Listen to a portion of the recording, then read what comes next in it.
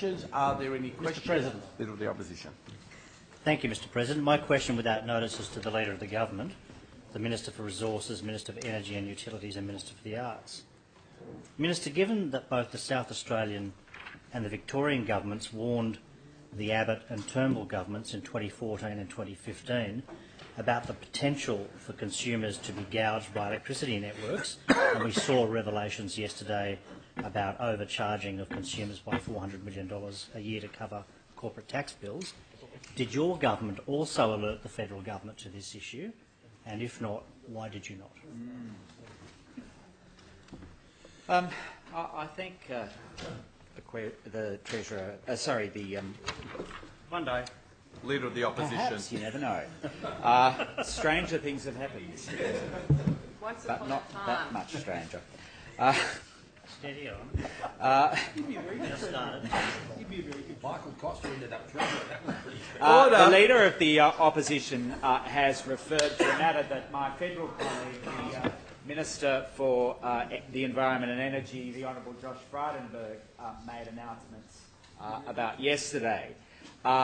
He announced that he was asking the Australian Energy Regulator to carry out an investigation into whether electricity networks and regulated gas pipelines are overcharging consumers to cover their corporate tax liabilities. The review is actually following a request from the federal government.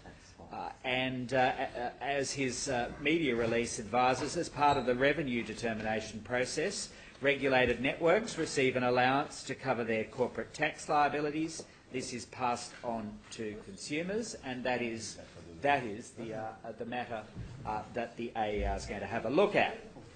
Now, I am advised by the Treasurer, who I should remind the House is the shareholding minister for the energy companies, along with the finance minister. Those two ministers appoint the board, and these sorts of issues are matters for the boards. But I'm advised by the Treasurer that there's no evidence to suggest that New South Wales electricity networks are acting contrary to the regulatory regime. Electricity networks continue to work with the Australian Energy Regulator on regulatory proposals to drive the efficient delivery of services and achieve lower costs for customers. Essential Energy, as the remaining wholly government-owned distribution network, has achieved cost savings of hundreds of millions of dollars and network charge reductions of about 40% for its customers as a result of its efficiency incentives. Essential Energy's cost reductions to date have equated to each household saving $370 per annum between the 2014-2015 financial year and what's projected for the next financial year in 2018-2019.